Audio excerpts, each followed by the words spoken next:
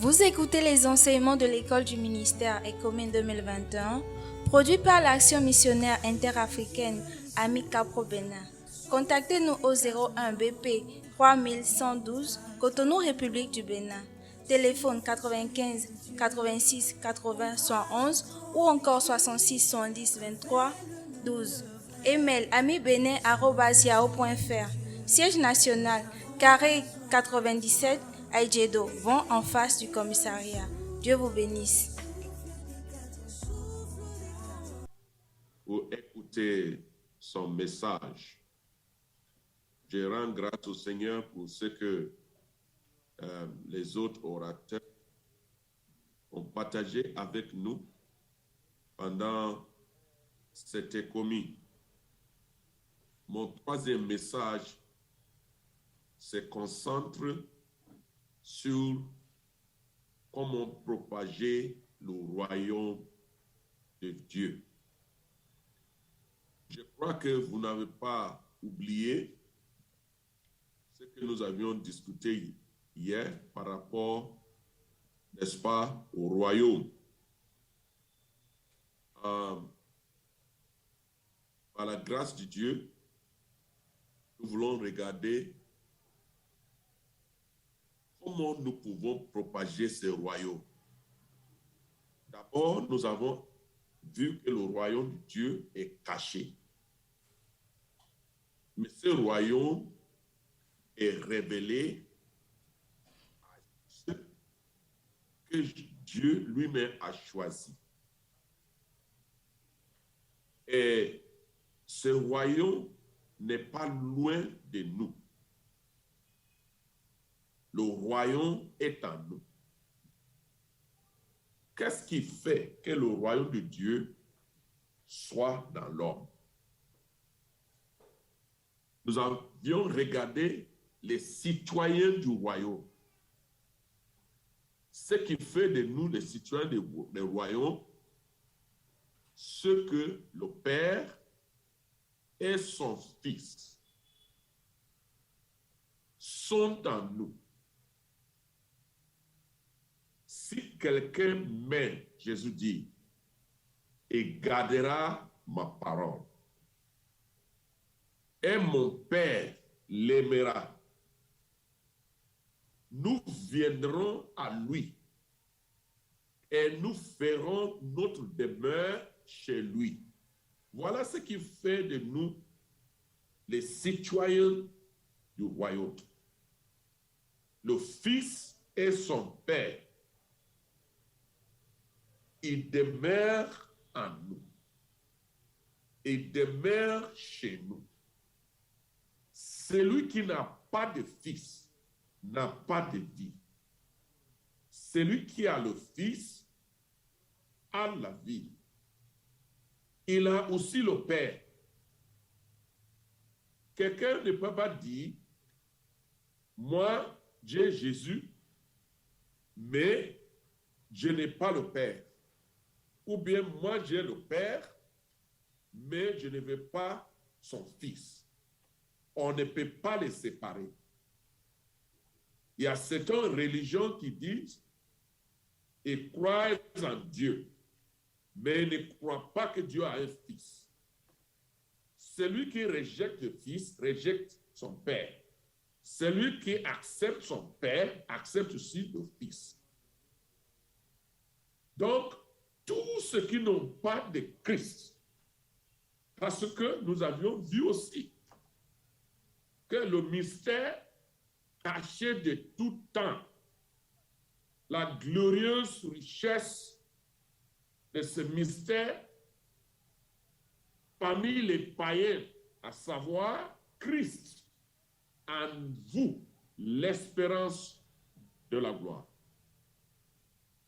Bien-aimés, ce royaume doit être propagé.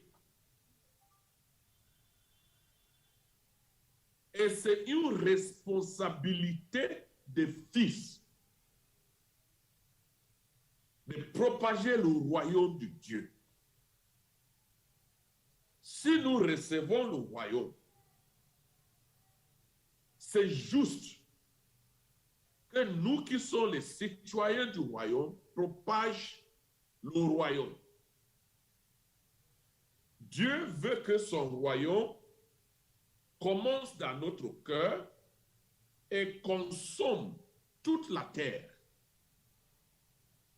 La consommation du royaume du Dieu, c'est la fin de notre mission et notre mandat. Parce que Dieu veut envahir toute la terre de son royaume afin que cette parole soit accomplie qui dit les royaumes du monde est devenu le royaume de notre Père et son Fils. Donc, il faut propager le royaume. C'est notre responsabilité. Aujourd'hui, je veux que nous regardions ensemble et nous recevons une responsabilité de la part du roi de notre royaume pour être les agents de Dieu pour propager son royaume.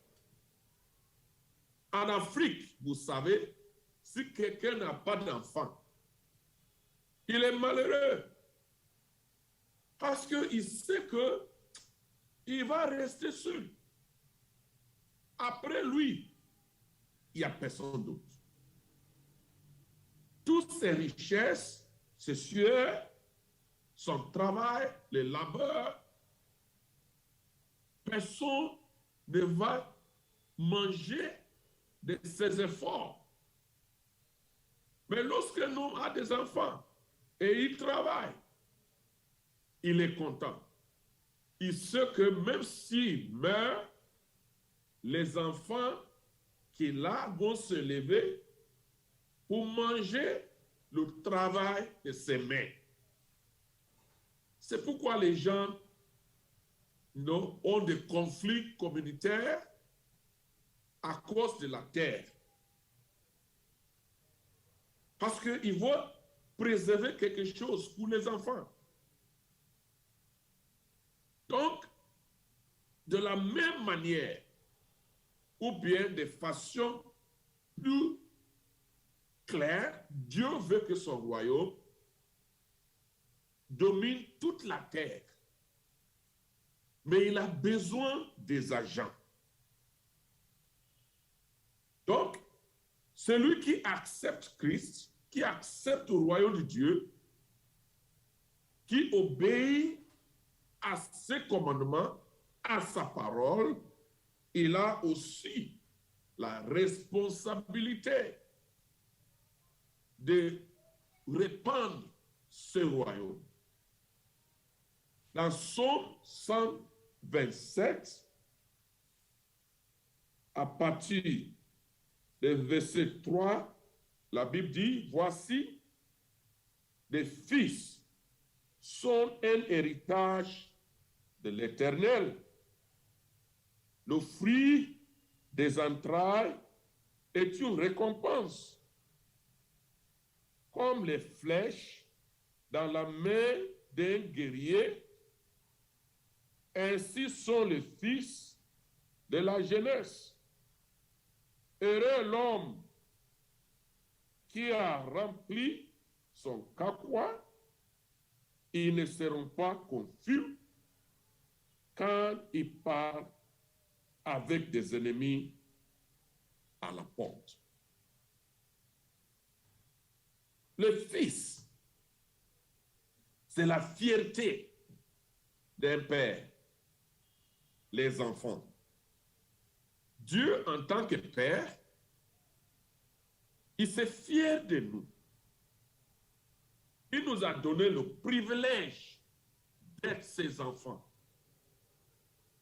1 Jean 3, le verset 1 dit, voyez quel amour le Père nous a témoigné pour que nous soyons appelés enfants de Dieu. Et nous le sommes. C'est un privilège d'être un enfant de Dieu. Hier, je vous disais, il faut être conscient de qui tu es, qui vous êtes. Nous sommes les enfants de Dieu. Donc, nous sommes une génération royale. Nous avons une relation avec Dieu, avec le roi. Nos habits sont les habits royaux. Les maisons, c'est les maisons royales. Notre manger, à manger, les aliments, ce sont les aliments royaux. Tout ce que nous avons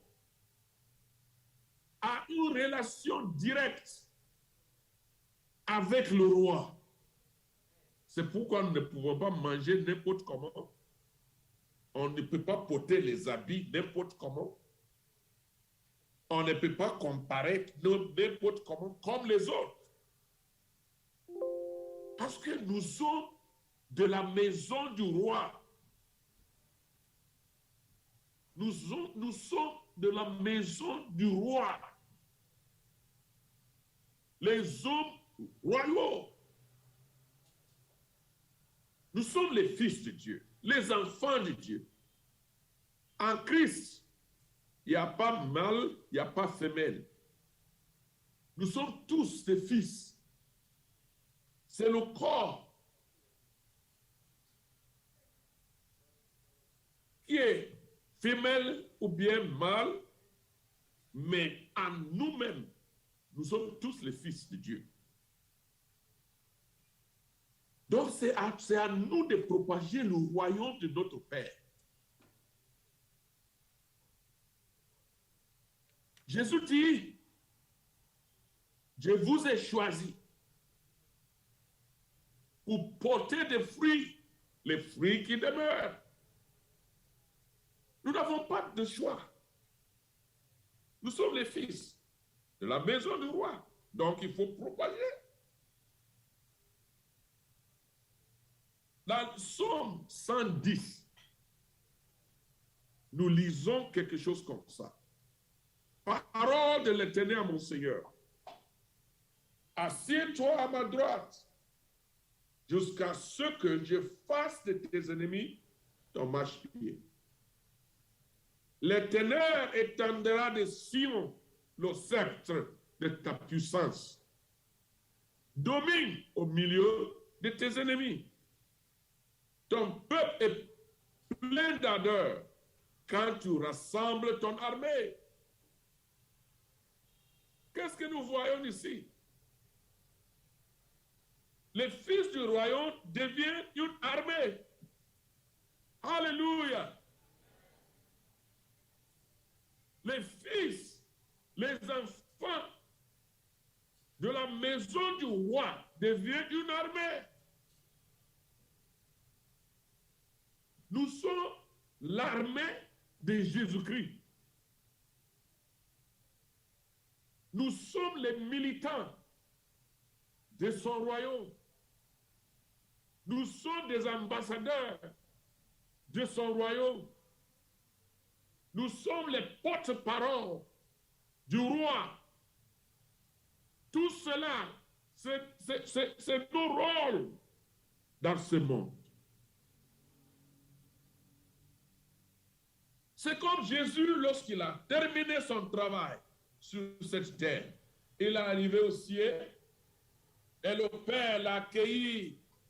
Il a ordonné aux anges de l'adorer. Et il dit au Fils, assieds-toi à ma droite, jusqu'à ce que je fasse de tes ennemis ton marchepied.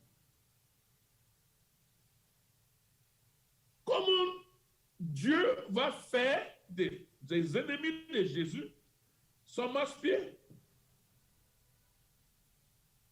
Il dit que Dieu étendra de Sion un sceptre de puissance. Qu'est-ce que cela dit? À partir de l'Église, à partir de son peuple, Le Sion, c'est l'Église. C'est le peuple de Dieu. Nous sommes le peuple de Dieu, le peuple royaux.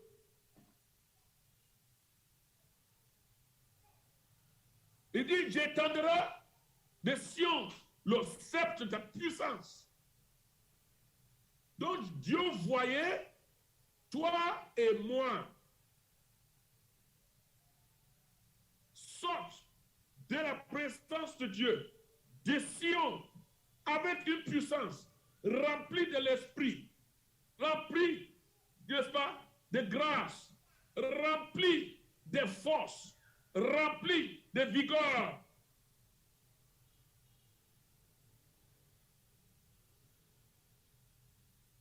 Et il dit, domine au milieu de tes ennemis. Donc, quand Dieu disait à Christ, assieds-toi à ma droite, il te voyait debout comme un soldat. Nous sommes ses militants. Il lui a dit de s'asseoir parce qu'il sait que toi et moi, nous allons rester debout. Lorsque lui, il était debout, nous étions tous assis. Maintenant, il est assis. Nous tous, nous devons être debout. Debout. Debout pour servir. Debout contre les militants, les propagateurs du royaume, les porte-paroles du royaume, les militants du royaume, les ministres du royaume. Chaque enfant de Dieu doit rester debout jusqu'à ce que tous les ennemis de Jésus-Christ soient son marchepied. Alléluia. Voilà notre mission. Jusqu'aujourd'hui, vous savez, dans plusieurs nations, il y a une contestation contre la règne de Christ, contre le royaume de Christ. Il y a une contestation. La volonté de Dieu est que toi et moi, nous nous levons pour aller partout dans le monde pour implanter son royaume. Il nous a donné le pouvoir. Et Dieu était sûr de son peuple. Qu'est-ce qu'il dit? Il dit à Jésus, ton peuple est plein d'ardeur quand tu rassembles ton armée. Ton peuple sera là, volontaire. Ils vont se donner. Il avait confiance en nous. Il dit, nous allons nous donner pour ce travail. Chers frères et sœurs, est-ce que cette confiance de Dieu peut être vraie, toi concernant? Propager le royaume de Dieu, Dieu a besoin des agents de la propagation du royaume. C'est les enfants de Dieu. Les enfants de Dieu sont les agents.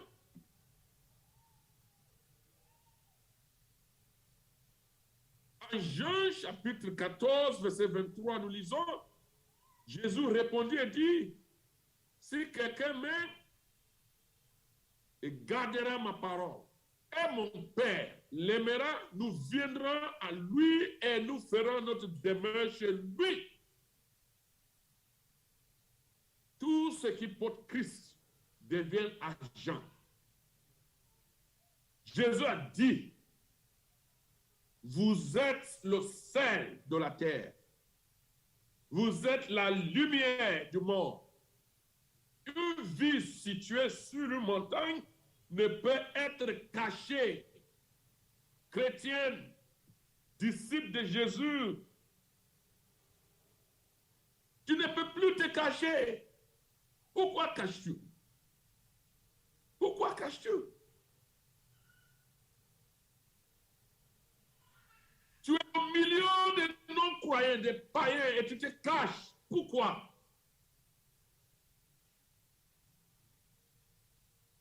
Nous avons besoin d'être audacieux, audacieux, audacieux, et rester debout pour propager le royaume. Nous sommes les agents de Dieu. Vous êtes un agent, une agente de Dieu. Et Jésus dit, vous êtes la lumière du monde. Nous sommes la lumière du monde. Le monde ne peut pas recevoir la lumière si nous ne sommes pas là. Écoutez, le royaume de Dieu s'étend lorsque les enfants de Dieu se déplacent. Plus loin que nous partons, plus loin le royaume va arriver. Aussi loin que nous partons, aussi loin que le royaume de Dieu arrivera. Le royaume de Dieu ne peut pas aller au-delà de là où les porteurs du royaume arrivent.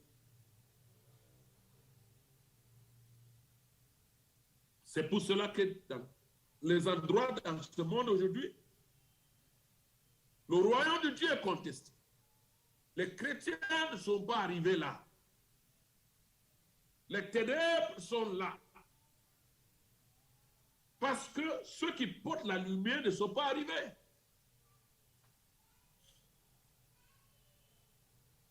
La lumière arrive lorsque nous arrivons là.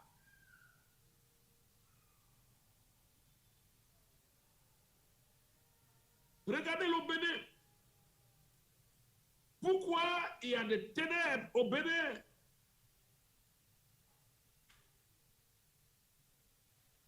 C'est parce que les enfants de Dieu ne sont pas arrivés.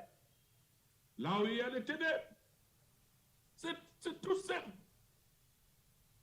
Au Nigeria, c'est la même chose. En Afrique, c'est la même chose. En Asie, c'est la même chose. Dans le monde tout entier, c'est la même chose. Le monde ne peut pas trouver la lumière ailleurs. Et parfois, cette mission est risquante. Ceux qui portent la lumière, parfois, ils perdent leur vie. Mais à la fin, puisqu'ils sont arrivés là, la lumière va gagner le terrain. Même si c'est petit à petit, la lumière va gagner le terrain. Alléluia. La lumière ne peut pas arriver là où vous ne pouvez pas partir. Là où vous ne voulez pas partir.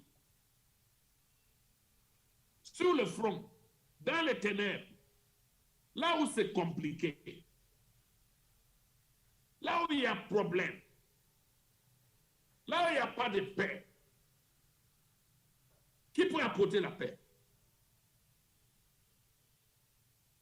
Le dessein de Dieu, ce que nous, les enfants de lumière, aillent là où il y a les ténèbres pour donner notre lumière. Il n'y a pas d'autre solution. D'autres pensent que il faut prier seulement. Oui, on peut prier. Prier, prier, prier, prier, couvrir le monde tout entier avec des prières. Si le chrétien n'arrive pas là, il n'y aura pas de lumière.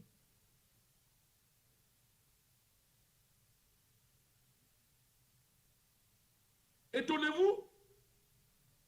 Est-ce que cela vous étonne?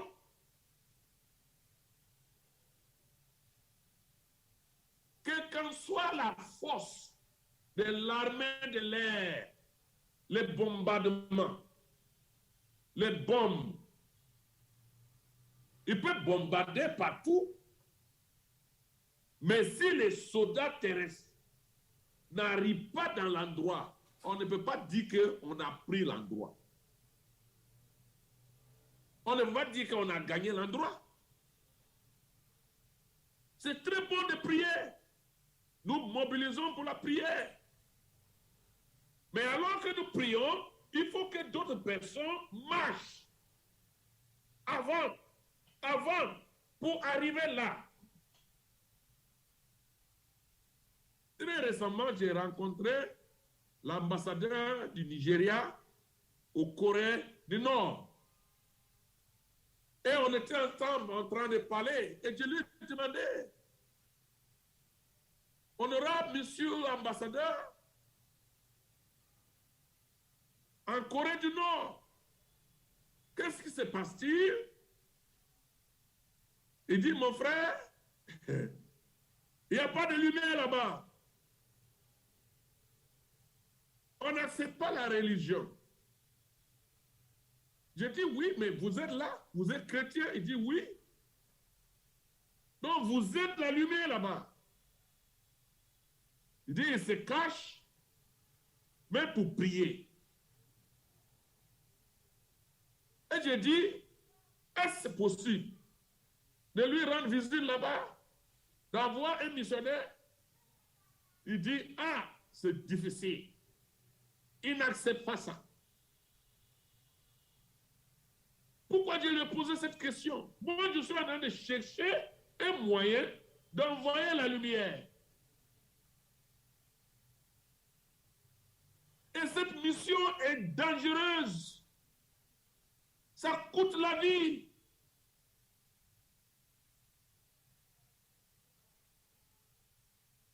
Et d'autres ont donné leur vie déjà. Très récemment, vous avez entendu ce qui s'est passé chez nous ici au Nigeria.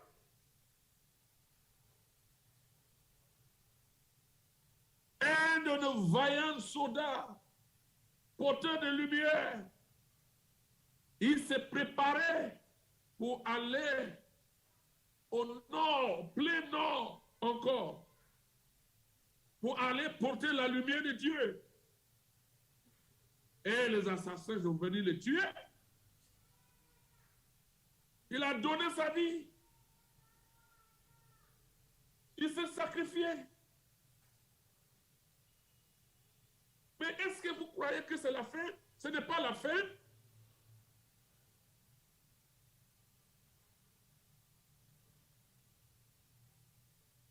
Être un agent de la lumière, c'est une mission dangereuse physiquement.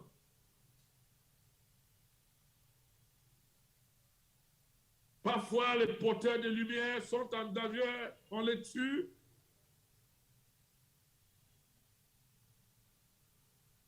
Est-ce qu'on peut parler de combien de pasteurs, combien d'évangélistes, combien de prédicateurs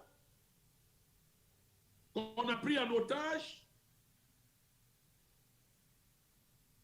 On les a maltraités sur le champ, essayant d'apporter la lumière. C'est ça notre appel. Ils sont devenus les martyrs et devant Dieu, ils sont honorés.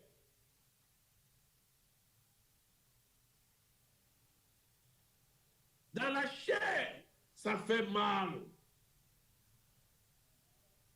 Mais ce sont les soldats célébrés au ciel.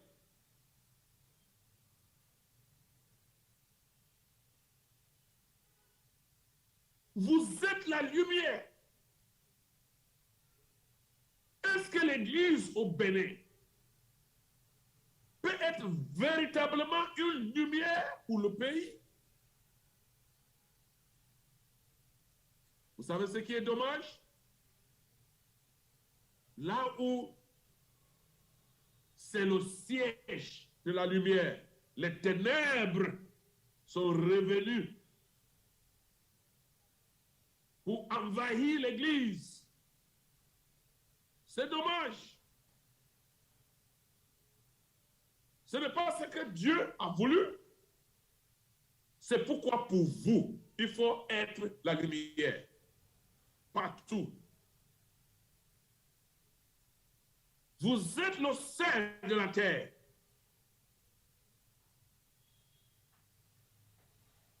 Vous êtes la lumière du monde. Une ville située sur une montagne ne peut être cachée. Matthieu 5, 13 et 14. Est-ce que vous me comprenez? Si nous refusons d'aller quelque part, les ténèbres demeureront.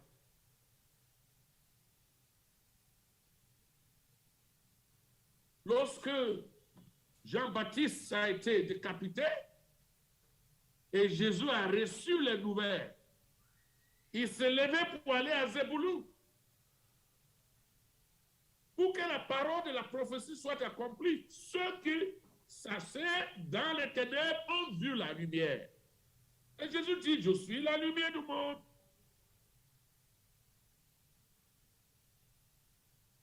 La lumière ne peut pas arriver là-bas. Il faut un déplacement. Pourquoi vous ne voulez pas vous déplacer pour aller vers le peuple non atteint, pour aller dans les villages obscurs, pour confronter le vaudou et manifester la gloire de Christ? Dieu est en train de chercher les hommes et les femmes, les jeunes gens courageux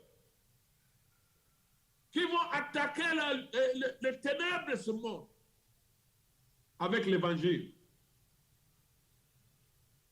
Les enfants de Dieu sont les agents de lumière pour ce monde.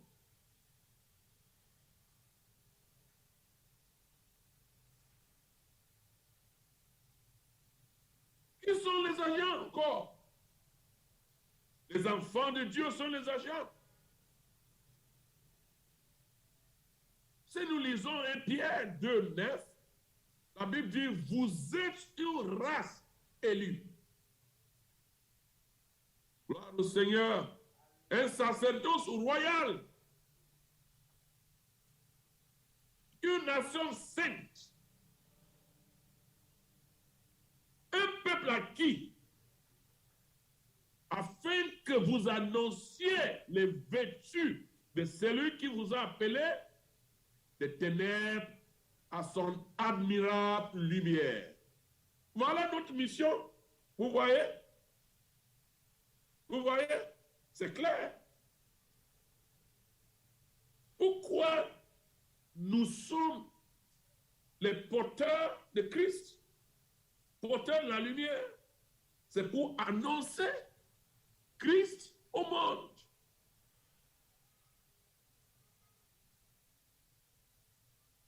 Nous n'avons pas reçu la lumière pour garder pour nous-mêmes seuls.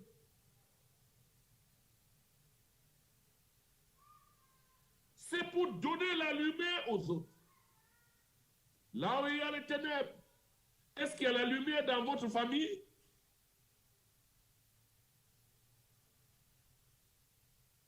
Là où vous travaillez, à l'école, au marché, en tant qu'homme d'affaires, femme d'affaires, dans les coiffures,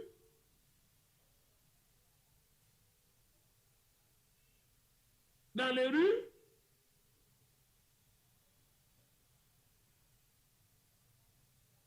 vous êtes une race élue. Un sacerdoce royal. Nous supplions Dieu pour les gens. Une nation sainte, un peuple acquis. afin que vous annonciez les vertus de celui qui vous a appelé. Quelle est cette personnalité qui nous a appelés? N'est-ce pas Dieu?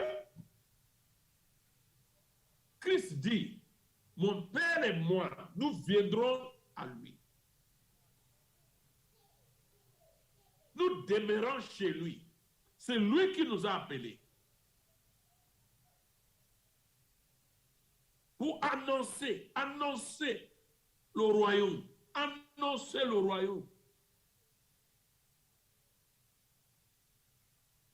Lorsque Jésus envoie ses disciples, il dit, il faut annoncer le royaume. Il faut leur dire, le royaume de Dieu est proche. Répentez-vous et croyez l'évangile.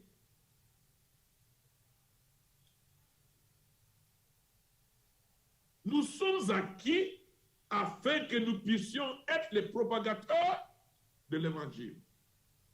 Il nous appelle du monde et il nous renvoie vers le monde.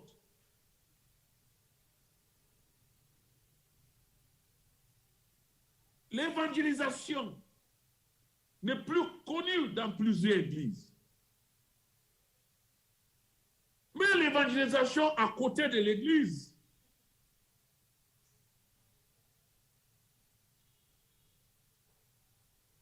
mais quand on vient ensemble dans un rassemblement chrétien, wow, il y a du bruit. On chante, on danse. On fait les gymnastiques partout. On crie. Et après cela, c'est la fin. On se tait, on rentre à la maison comme une souris. On ne dit rien aux voisins. On rentre comme un voleur. Mais dans la cour, dans la concession où vous habitez, on ne te connaît pas. Comme quelqu'un qui est rempli de Saint-Esprit, mais à l'église, oh, why.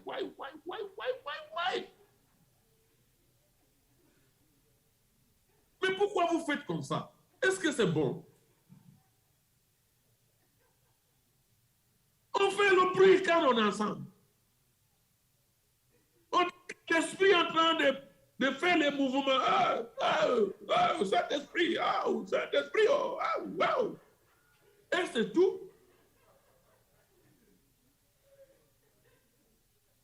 C'est fini.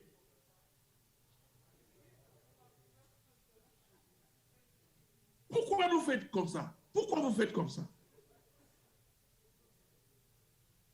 Dieu nous appelle du monde et nous envoie vers le monde.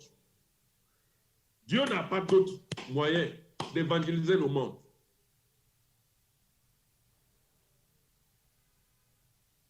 Vous êtes une race élue. Dieu a mis beaucoup sur vous. Il a dépensé beaucoup pour nous avoir. Vous êtes un peuple acquis.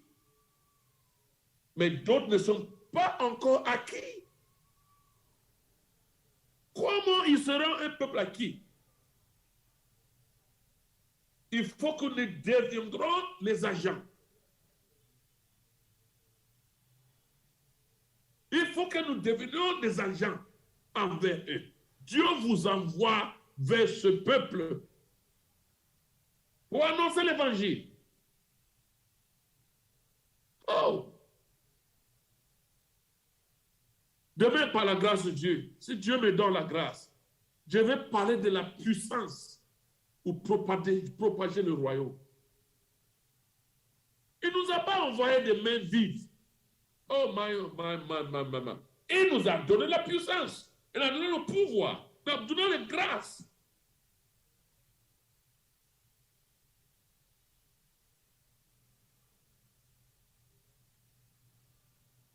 Il dit, vous êtes un peuple acquis.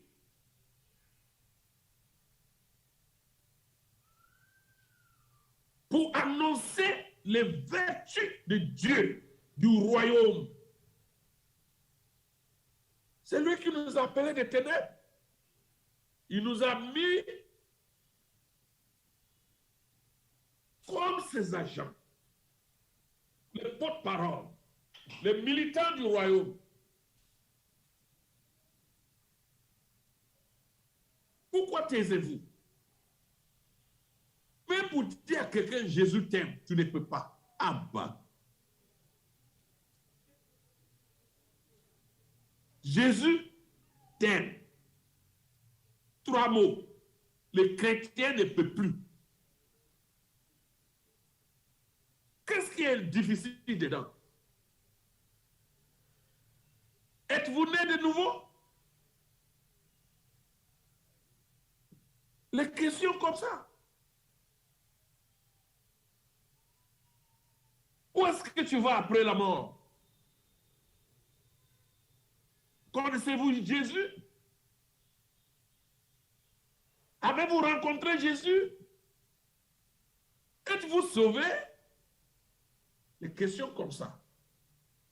C'est des questions très faciles pour ceux qui pratiquent l'évangélisation.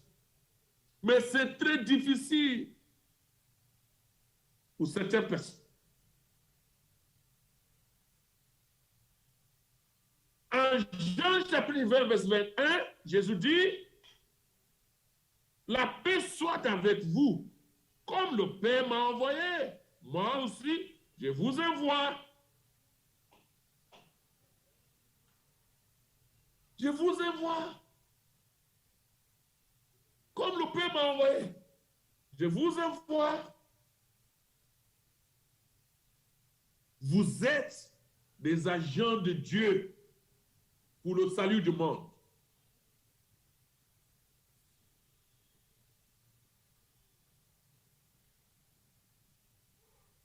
Bien-aimés,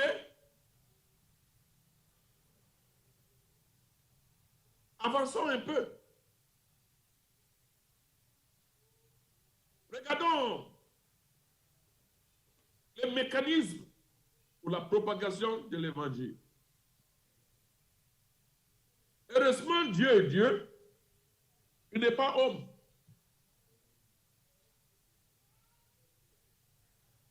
Dieu a mis le mécanisme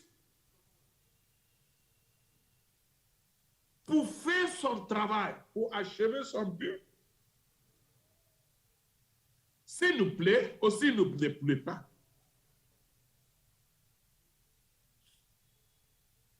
Il y a un mécanisme volontaire,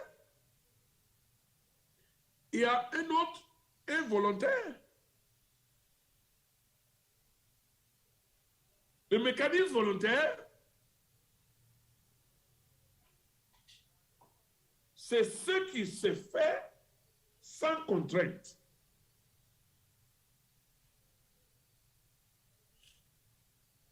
Dans Ésaïe chapitre 6, Ésaïe a entendu la voix du Seigneur disant, qui enverrai-je?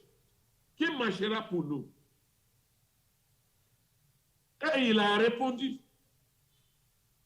me voici, envoie-moi.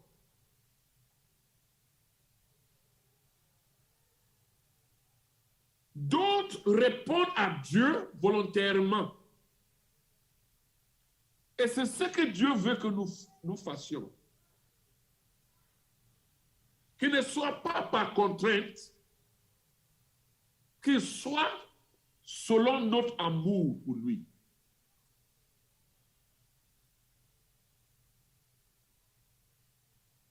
Beaucoup de missionnaires, beaucoup de pasteurs se sont donnés volontairement pour la mission, pour propager le royaume. Beaucoup d'évangélistes, ils travaillent avec joie.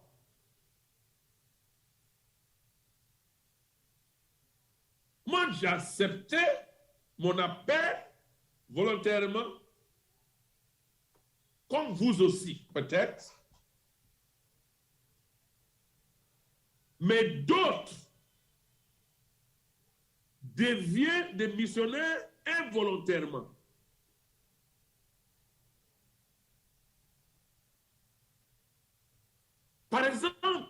Jonas, lui était un prophète. Mais quand Dieu est venu vers lui, il dit, Jonas, lève-toi, va à Ninève, va prêcher la parole. Je veux que mon royaume arrive jusqu'à là. Je veux que la lumière arrive jusqu'à là. Crie contre elle, car la méchanceté est montée jusqu'à moi. Jonas se leva pour s'enfuir à Tarsis. Il y a beaucoup de chrétiens comme ça.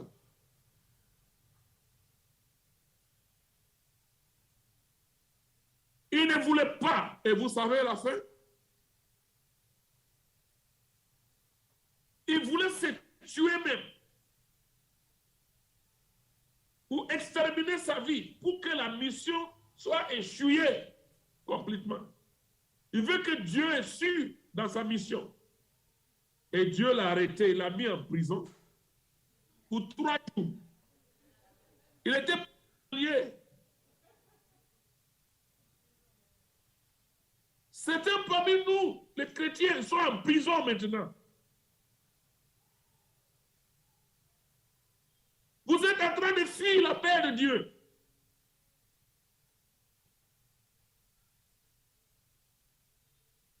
Il y a d'autres sœurs qui disent, je ne peux jamais me marier à un pasteur. Je ne peux jamais me marier à un missionnaire. Tu fuis, mais tu sais que Dieu t'a destiné, Dieu t'a appelé pour servir. Mais tu es en train de fuir. C'est pourquoi tu es tombé dans toutes sortes de problèmes dans la vie, de crises dans la vie. Et tu ne veux pas revenir. Mais Dieu sait comment il peut te prendre. Il a pris Jonas. Jonas dit à ses camarades de voyage, prends-moi, jetez-moi dans la mer et c'est fini. Je verrai comment ce que Dieu m'a envoyé là, ça va arriver. Dieu dit, il n'y a pas de problème. Il a préparé un poisson. Un gros poisson qui a avalé Jonas pour le garder là-bas, dans les ténèbres, sans manger, sans boire, sans respirer. Est-ce que toi, tu es en train de respirer maintenant? Tu as des difficultés de vie parce que tu fuis la main de Dieu.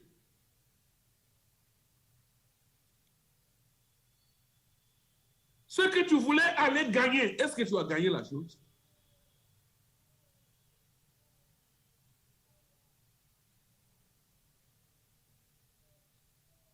Ce que tu es en train de guetter et poursuivre, est-ce que tu as gagné? Quand je vois certains jeunes, ça me fait pitié. Parce qu'ils ne veulent pas accepter la responsabilité d'expansion du royaume. Ils ne veulent pas. Ils veulent tout, sauf travailler comme pasteur. Ils veulent tout, sauf travailler comme missionnaire. Non, moi je veux faire n'importe quoi. Mais pour être prédicateur, jamais. Jamais. Oh! L'homme est difficile. Hein? L'homme est compliqué. Il parle avec son créateur comme ça. Dieu s'inquiète de ceux qui ne le connaissent pas. Ils périssent. Ils vont à l'enfer. Toi, tu regardes ta petite vie comme ça. Ton plaisir comme ça. Tes planifications.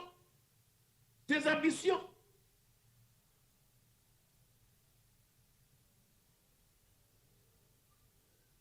Hey, l'homme est difficile, l'homme est compliqué. Dieu l'a arrêté. Il l'a mis en prison.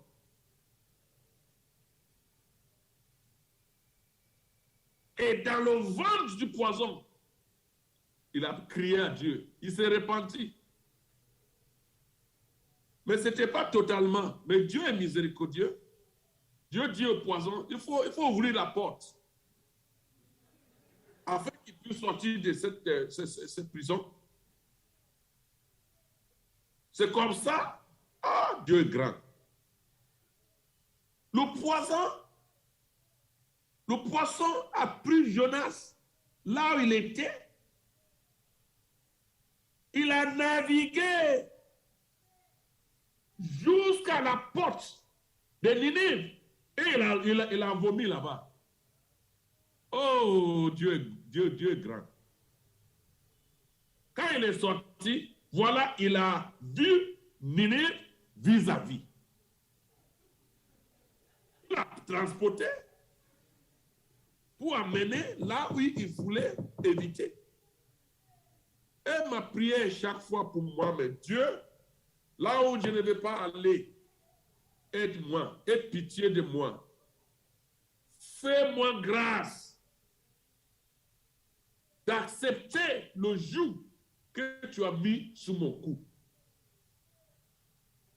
Tu as endetté? Ne savez-vous pas?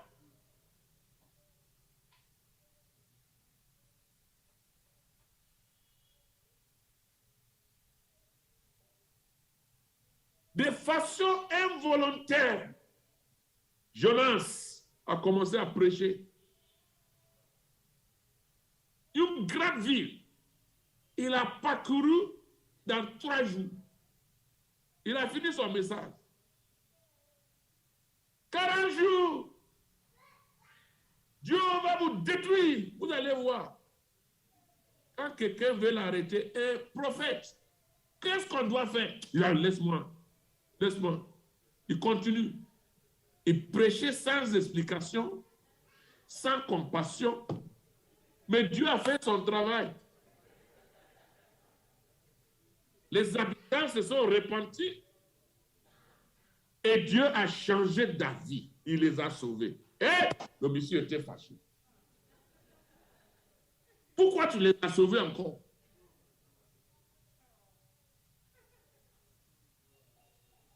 Les missionnaires qui n'aiment pas le peuple,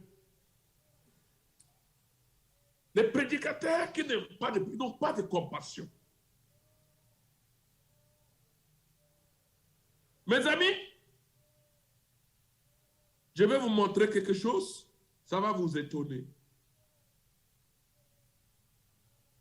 D'autres mécanismes involontaires que Dieu utilise ne sont pas très bons. Quand une génération de chrétiens refuse de propager le royaume, Dieu le propage à sa manière. Écoutez-moi très bien. Et c'est ce que le monde souffre aujourd'hui. Comment il fait ça? Par envahissement. Dieu mobilise ceux qui cherchent la lumière pour venir vers la lumière. Et quand il vient, c'est terrible.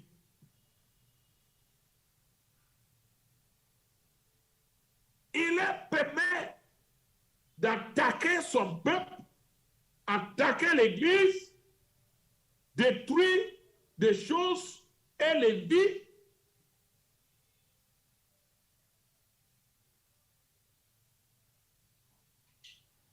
Et c'est sa manière de faire.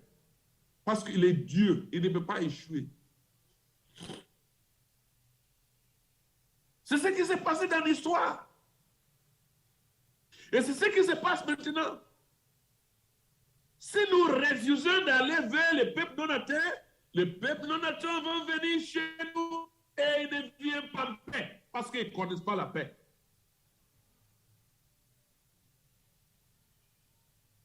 Et quand il arrive, il attaque l'Église, il attaque les peuples de Dieu. C'est comme ils sont en train de protester, de contester. de manifester les colères. Il vient manifester les colères contre l'Église. Pourquoi vous avez gardé la lumière? Nous ne sommes dans les ténèbres longtemps. Il se fâche, il tue les chrétiens. C'est ce qu'on appelle la persécution. Et à travers ce mélange, ils apprennent de Dieu et ils deviennent convertis à leur tour.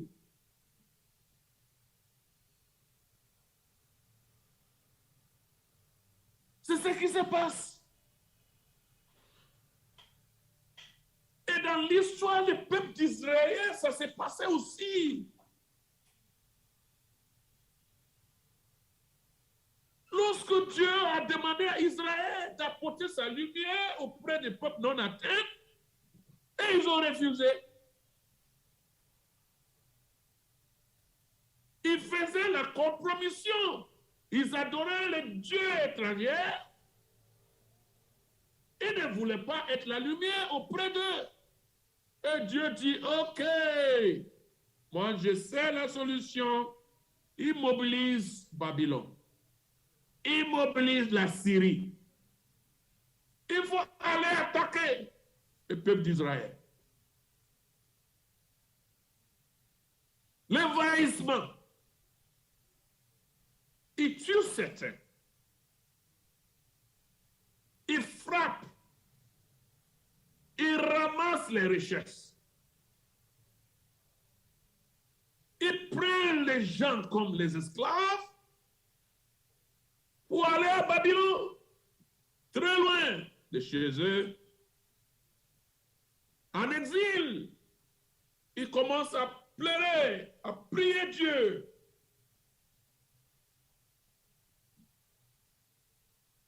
Et Dieu change d'avis. Mais là, en Asie, les Daniel, les Shadrach, les Meshach, les Abednego commencent à prêcher et à montrer la puissance de Dieu. Et c'est ce que Dieu voulait pour Israël. Il ne voulait pas faire en paix. Donc, ils ont fait ça à fausse majeure.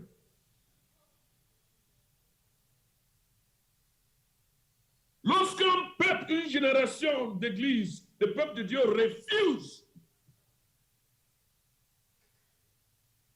d'aller apporter l'évangile volontairement, Dieu mobilise le peuple non atteint pour venir envahir le peuple de Dieu. Et ce n'est plus en paix. Ils vont proclamer le message, mais ne serait plus en paix. Il y a beaucoup de pertes.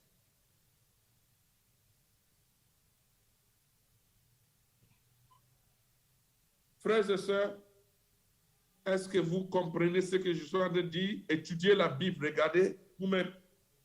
Le temps ne peut pas me permettre de vous montrer ces choses. L'esclavage.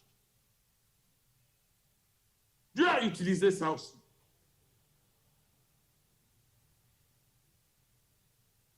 Qu'est-ce que cela vous dit? Comme j'ai expliqué par rapport à Daniel, rappelez-vous d'une jeune dame qui était esclave en Syrie. 2 Rois chapitre 5, je crois. Dans le chef d'armée de la Syrie, il s'exposait. Et la fille l'a vu, il était lépreux, il avait la lèpre. Et cette fille, l'esclave, a prêché le royaume. Il dit au chef de l'armée, ah, si seulement vous pouvez aller en Israël, votre lèpre là, tu seras guéri de la lèpre. Est-ce qu'elle n'a pas prêché l'évangile? C'est comme ça le monsieur est venu. Il a expérimenté le miracle de Dieu. Et il s'est converti. Il est retourné chez lui converti. Comment Dieu a fait ça? À travers l'esclavage. Mais en Afrique, comment l'évangile est venu?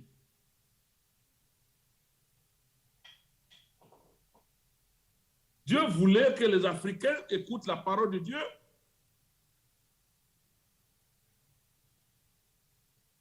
Dieu a utilisé toutes sortes de moyens. Il a utilisé l'esclavage aussi. Quand les Blancs sont venus payer les esclaves ici, les transporter aux États-Unis, les transporter en Europe, les esclaves là, étaient exposés à l'évangile, se sont repentis.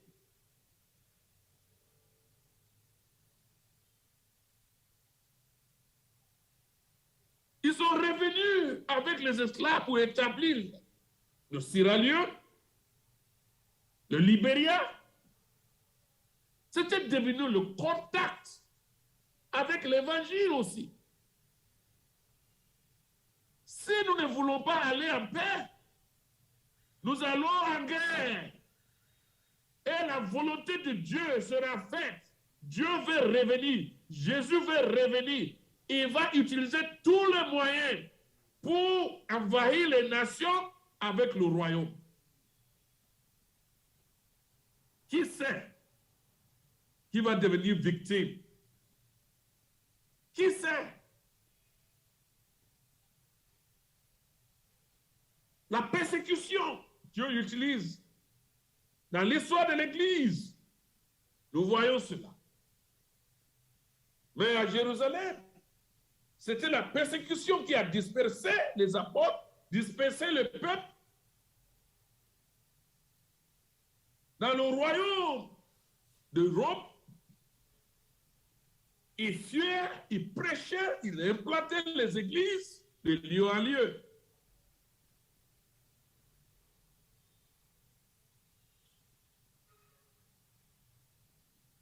Frères et sœurs, Dieu a ses moyens. Il a ses moyens pour répandre l'évangile. Parlons même d'affectation. Ceux qui sont au service du gouvernement, ou bien les grandes compagnies, parfois on affecte les chrétiens dans les lieux très obscurs. Ceux qui sont sensibles spirituellement acceptent cette affectation comme le posting de Dieu. Mais beaucoup de fois, on cherche tout à éviter d'aller là où il n'y a pas de lumière.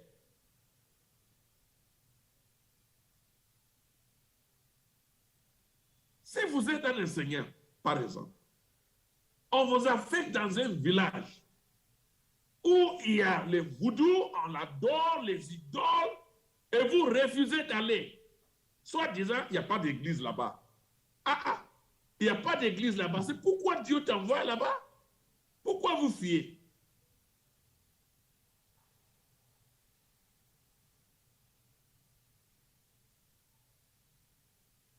C'est comme ça que beaucoup de chrétiens ont raté le plan de Dieu pour leur vie. Il dit, il n'y a pas de courant, il n'y a pas d'eau, il n'y a pas d'église, je ne peux pas aller là-bas. Pourquoi avez-vous besoin d'église? Est-ce que toi, tu n'es pas l'église? Tu n'as pas commencé l'église?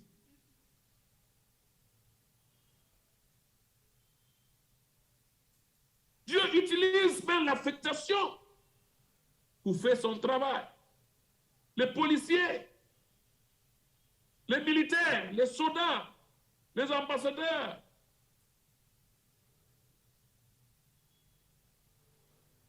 Les commerçants qui voyagent de village en village pour vendre la marchandise. Pourquoi vous ne voyez pas que Dieu vous envoie là-bas pour prêcher la parole de Dieu? Quand c'est l'argent là, vous promenez partout, dans les quartiers. Mais quand c'est l'évangile là,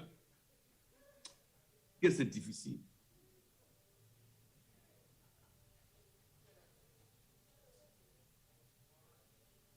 Les hommes d'affaires se promènent partout. Ils connaissent le pays. Ils connaissent partout les petits marchés, les petits marchés là, dans les quartiers, dans les villages.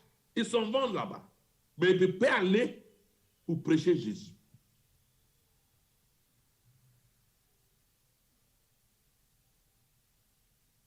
Ils peuvent accepter tout pour aller trouver de l'argent.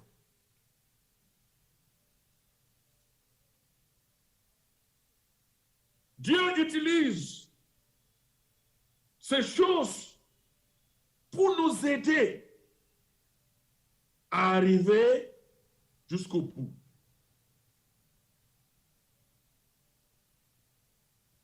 Il y a deux grandes questions. Donc, je vais terminer bientôt parce que je veux que nous prions ce soir. Qui enverrai-je?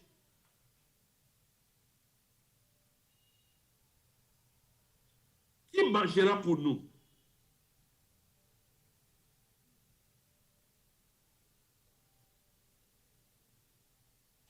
Est-ce que vous considérez l'évangile comme quelque chose à apporter? Est-ce que vous considérez la lumière en vous comme quelque chose de précieux?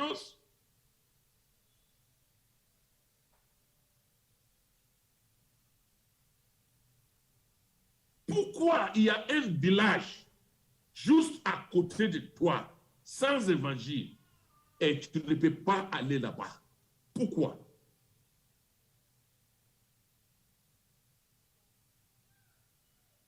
Pourquoi il y a une tribu juste à côté de toi et tu ne peux pas y rendre pour prêcher l'évangile?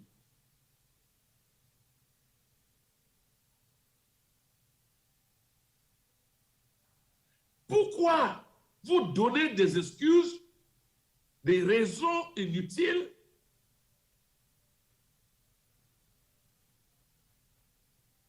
Mais vous êtes là en train de réclamer les bénédictions de Dieu chaque jour,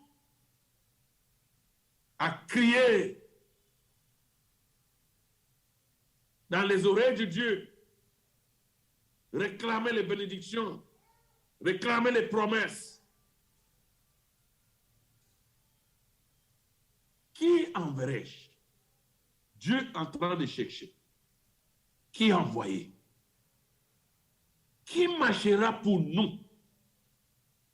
Ces deux questions sont très importantes. Qui enverrai-je? Dieu veut que nous venions à lui volontairement.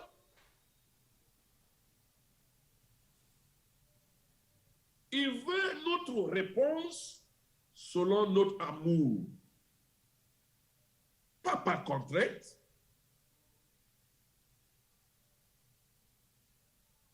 Il y a des gens qui marchent pour les autres, mais qui marchera pour nous? Dit le Seigneur. Beaucoup marchent pour eux-mêmes, pour satisfaire leur ego. Mais qui marchera pour nous? Dit le Seigneur. D'autres marchent pour les affaires, pour l'argent, pour la politique. Mais qui marchera pour nous?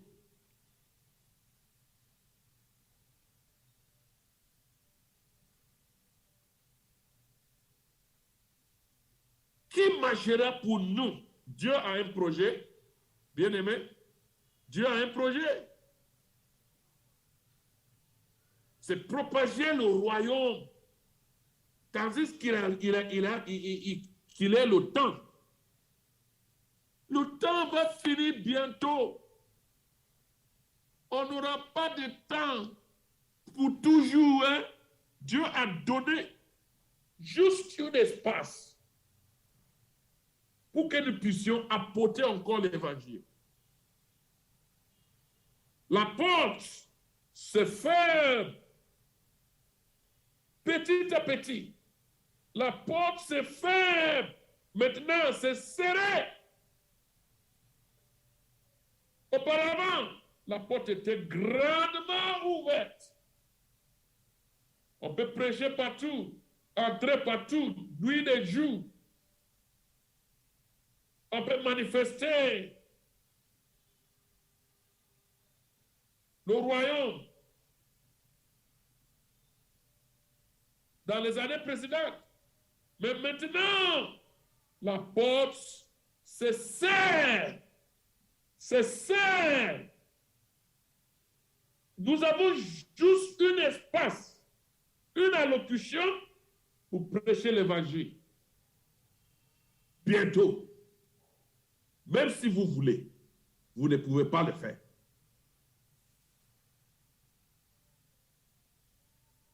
Bien-aimés,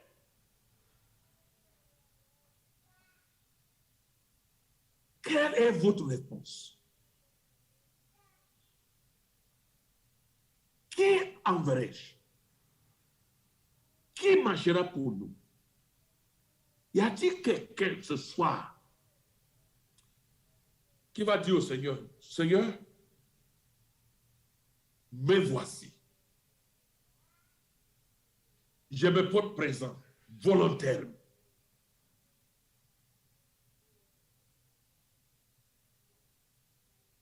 Vous savez, je disais aux chrétiens dans une conférence, il y a une semaine, dans une grande ville au nord, j'ai dit, si nous, l'Église, les chrétiens, acceptent notre responsabilité, nous nous humilions pour nous repentir devant Dieu et accepter d'aller volontairement. Tous ceux qui sont venus pour envahir notre nation, ils vont fuir. Dieu va les consommer par l'évangile. Dieu va les consommer. Le royaume va les consommer. Ils vont se répartir. Ils vont voir la gloire de Dieu. Ils vont laisser leurs âmes, les armes, les fusils, les AK-47. Ils vont tout laisser tomber. Ils vont embrasser la croix.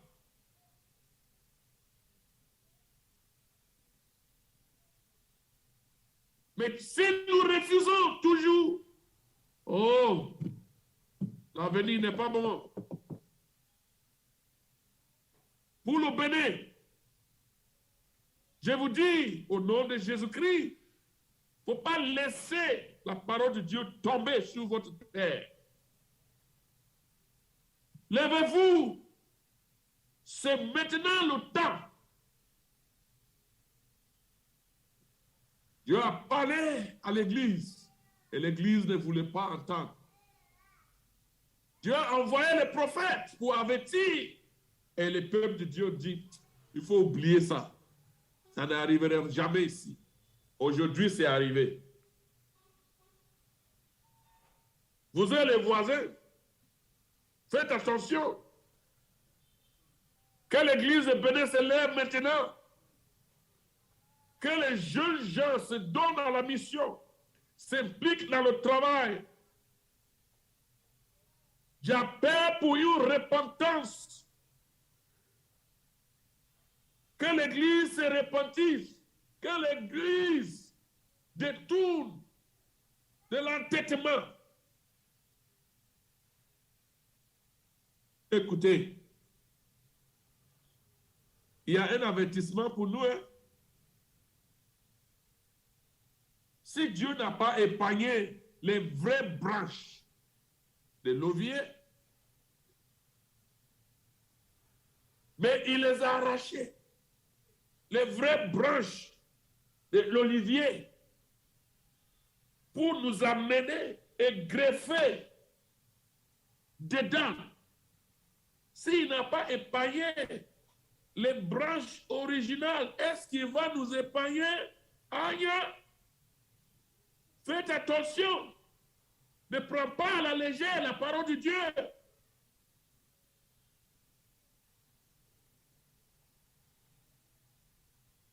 Maintenant, qui est là? Je lance cet appel. Mais ceux qui m'écoutent sur Zoom, sur Facebook, sur YouTube, écoutez la parole de Dieu. Repentez-vous. Si vous n'avez pas de Christ, ouvrez vos cœurs maintenant, acceptez Christ.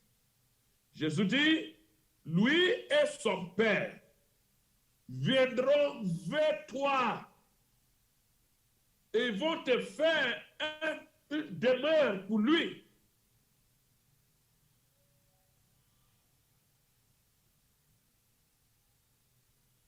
Si vous êtes déjà né de nouveau et vous avez Christ, faites attention, c'est le temps de responsabilité. Nous avons une responsabilité de propager le royaume. Tandis qu'il est temps, la nuit vient où personne ne pourra travailler.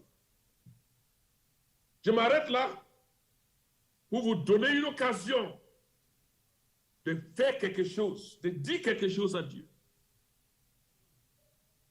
Qui sont les gens qui m'écoutent ici, qui acceptent la responsabilité d'être missionnaire auprès des peuples dans les ténèbres, volontairement? Et j'aimerais que vous levez la main et de vous tenir debout et nous allons prier ensemble.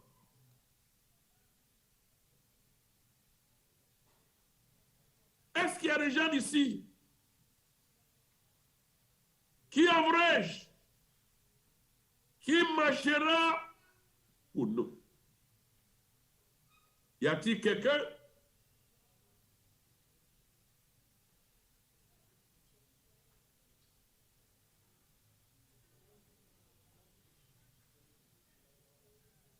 Y a-t-il quelqu'un encore? Je vois la main.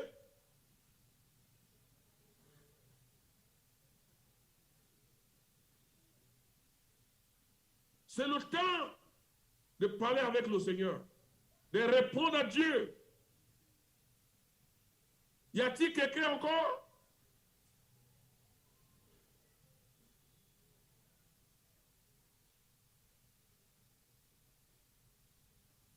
Levez-vous, venez par devant. Nous allons prier ensemble.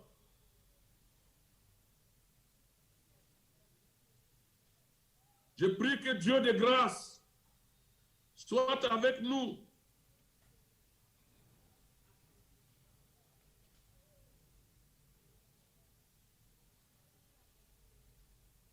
Aidez-moi là-bas.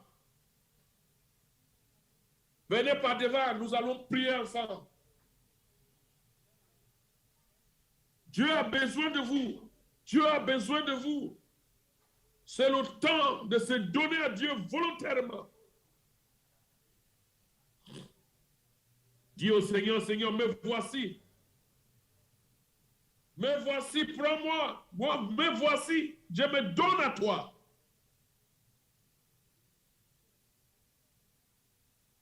Joignez-nous, vous tous, qui sont Zoom, Facebook et YouTube. Priez et confiez ces jeunes dans la main de Dieu. Il faut répondre à Dieu volontairement. C'est plus honorable.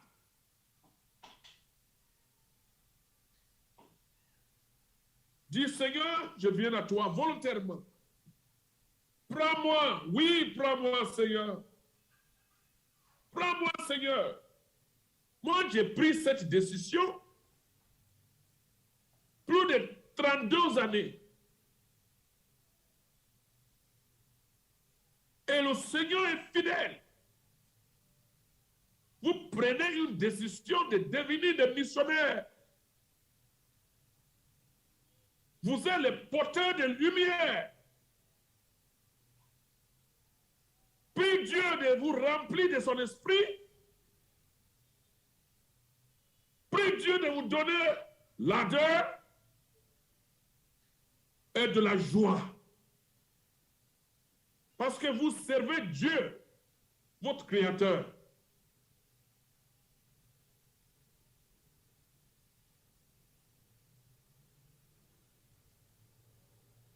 Alléluia. Prions ensemble. Éternel des armées, je te rends toute la gloire aujourd'hui pour ta parole que nous avons entendue. Merci Seigneur pour l'expression de ton amour et l'action de ton esprit qui a touché ce cœur pour se donner à toi. Seigneur, je prie que le Saint-Esprit accomplisse la volonté de Dieu dans les vies au nom de Jésus-Christ. Je demande, Seigneur, la grâce pour les aider à engager la voie, le chemin de devenir, n'est-ce pas, les porteurs de l'évangile partout dans le monde. Seigneur, je prie, ô Dieu Tout-Puissant, pour que la lumière en eux ne s'éteigne jamais, mais que la lumière soit la lumière du monde. Au nom de Jésus-Christ, je prie que le Saint-Esprit remplisse les cœurs de l'allégresse, la joie et la paix. Oh Seigneur, je prie que tu leur donnes le pouvoir de faire ta volonté dès ce moment. Oh Papa, notre Dieu, prends les mains, dirige-les. Seigneur, je prie que le peuple puisse se réjouir à cause de leur sacrifice, à cause de leur obéissance. Seigneur, je prie que leur obéissance soit parfaite au nom de Jésus-Christ. Seigneur, je demande ton aide. Aide-les. Je prie pour les restes des frères et sœurs. Seigneur, que tu leur parles davantage pour que chacun sache. Ce n'est plus le temps de s'asseoir. Ce n'est plus le temps d'être observateur. Ce n'est plus le temps, ô Seigneur, que toute l'Église se lève au Bénin pour accomplir la tâche missionnaire. Au nom de Jésus-Christ, Seigneur, donne la puissance à ton Église. Donne la grâce à ton Église. Protège ton Église, Seigneur, et que ta volonté soit faite pleinement dans les vies. Béni sois-tu, Seigneur, pour tout ce que toi tu fais. Béni sois-tu, Seigneur. Je te demande au nom puissant de Jésus-Christ, notre Sauveur. Amen. Vous écoutez les enseignements de l'école du ministère ECOMIN 2021, produit par l'Action missionnaire interafricaine AMI Capro-Bénin. Contactez-nous au 01 BP 3112, Cotonou, République du Bénin. Téléphone 95 86 80 111 ou encore 66 70 23 12. Email amibenin@yahoo.fr. Siège national, carré 97, Aïdjedo, vent en face du commissariat. Dieu vous bénisse.